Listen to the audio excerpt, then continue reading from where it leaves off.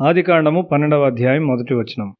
యెహోవా, నీవు లేచి నీ దేశము నుండి, నీ బంధువుల యొద్ద నుండి, నీ తండ్రి ఇంటి నుండి బయలుదేరి నేను నీకు చూపించు దేశమునకు వెళ్ళుము. దేవుడు అదే విషయాన్ని ప్రతి వ్యక్తితో నేడు చెప్తున్నాడు. మన భౌతిక తండ్రి ఇల్లు క్రీస్తే ప్రభువుగా ఉండని స్థలమైతే మనము దాన్ని విడిచిపెట్టవలసి ఉన్నాము. నీవు ఆ ఇంటిని విడిచిపెట్టుదు, ఎందుకనగా నీవింకా గొప్పవాడైన ఒక తండ్రిని కలిగి ఉన్నావు. ఆయన నిన్ను కాపాడి బలపరిచి దేవుని కుమారుల్లో బలవంతులైన వారిలో ఒకనిగా నిన్ను చేయాలని కోరుతున్నాడు. శాశ్వతమైన పరలోక ఐశ్వర్యము నీకు ఇవ్వాలని ఆయన కోరుచున్నాడు. నిత్యుడైన దేవునిలో నీకు విశ్వాసమునివ్వాలని ఆయన కోరుచున్నాడు. నీ కుటుంబస్తులను విడిచిపెట్టుము. విశ్వాస సంబంధమైన కుటుంబస్తులతో కలిసి ఉండుటకు వారిని విడిచిపెట్టుము. నీ దేశము ఒక విగ్రహారాధన దేశమైతే నీ దేశాన్ని విడిచిపెట్టుము. నీవు ఒక విగ్రహారాధన గల వాతావరణంలో ఉన్నట్లయితే దాన్ని విడిచిపెట్టుమని దేవుడు నిన్ను కోరుచున్నాడు. నీవు చీకటితో నుండిన బంధువుల మధ్య ఉన్నట్లయితే అది నీ ఆత్మీయ జీవితమునకు దోహదము చేయదు. కాబట్టి దానిని విడిచిపెట్టుము. ఇది ఒక స్పష్టమైన నడిపింపు. నేడు కూడా కొంతమంది క్రైస్తవ తల్లిదండ్రులు హృదయాల్లో కఠినముగా ఉంటారు. వారింకా అన్య సంబంధమైన పురాతన ఆచారములను అనుసరిస్తూనే ఉన్నారు. ఆ ఇంటిలో నీవు ఏ విధమైన పురోగమనాన్ని చూడలేవు. దేవుడు నీకు ఒక స్పష్టమైన సలహా ఇచ్చినప్పుడు నీ విధేయుడవు కావాలి. నీ విధేయతలో రాజీ పడుట ఆయనకిష్టముగా ఉండదు.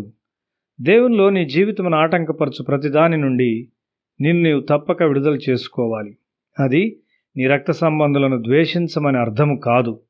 నీ రక్త సంబంధులు కలరా రోగము సోకిన వారైతే నీవు వెళ్ళి వారితో ఉండి వారితో భుజించవు. అన్య ప్రజలతో స్వేచ్ఛగా మాట్లాడే అలవాట్లో నీవు ఉన్నట్లయితే నీవు ప్రమాదకరమైన ఆలోచనలోనికి తీసుకొని పోబడతావు. నీ బంధువులు మసూచి సోకిన వారైతే నీవు వారి ఇంటికి వెళ్లకుండా ఉంటావు. అయితే నీవు ఒక వైద్యునివైతే వారిని పరామర్శించుటకు ఒక వైద్యునిగా వెళ్తావు. దక్షిణిండియా క్రైస్తవ్యము ఏమాత్రమును పురోగము లేనిదై ఉన్నది. బాలబాలికలు మార్పు చెందినప్పుడు వారు పురోగమించరు, ఎందుకనగా వారి బంధువులను బట్టి. చివరిగా దేవుని వాగ్దానం ఎక్కడ ఉన్నది, విజయం ఎక్కడ ఉన్నది అని వారు చెప్తూ ఉంటారు. అయితే నా మాటకు నీ విధేయత ఎక్కడ ఉన్నది అని దేవుడు చెప్తున్నాడు.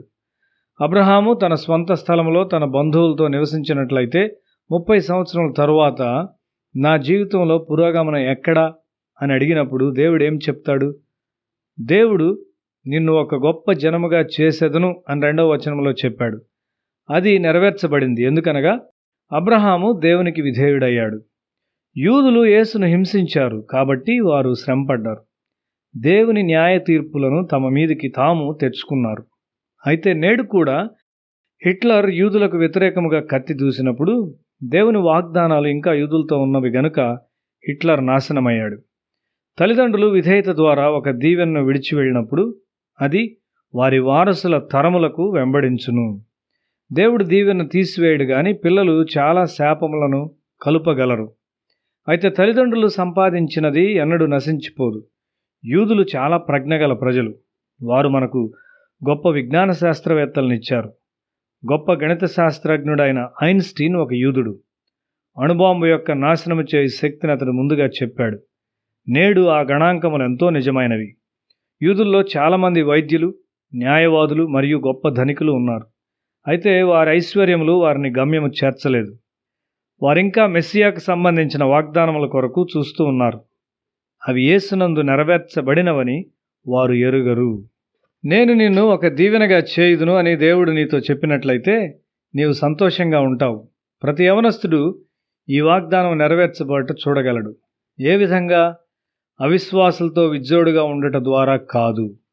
వారు జన్మించిన విగ్రహారాధన స్థలములను విడిచిపెట్టుట ద్వారా ఒక యవనస్తుడు దేవుని యొక్క సలహాను గూర్చిన అర్థాన్ని గ్రహించి అనుసరించినట్లయితే అతడు ధనవంతుడిగా ఉంటాడు. అతనికి వరకట్నం తీసుకొనుట అవసరం ఉండదు. అతని ఐశ్వర్యము దేవునితో ఉన్నది. అతని యొక్క ప్రతి బిడ్డ ఒక దీవెనగా ఉండును. అది ఎంత ఐశ్వర్యముతో నింపబడినదై ఉండును. నీ ధనమును నీవు ఎరిగి ఉన్నావా? నీవు ఒక దీవించబడిన వ్యక్తివా, లేక రంధ్రములున్న ఒక పాత్రగా ఉన్నావా? నీవు శుద్ధీకరించబడినావా? దేవుని వాక్యముతో నీ హృదయాన్ని నింపుకొనుచున్నావా? దేవుని వాక్యముతో నీవు నింపబడుచు ఉండగా ఒక బలమైన శక్తిగా ఉంటావు. జీవము గల దేవుని యందలి విశ్వాసము నీలో ఎదుగుచూ ఉంటుంది.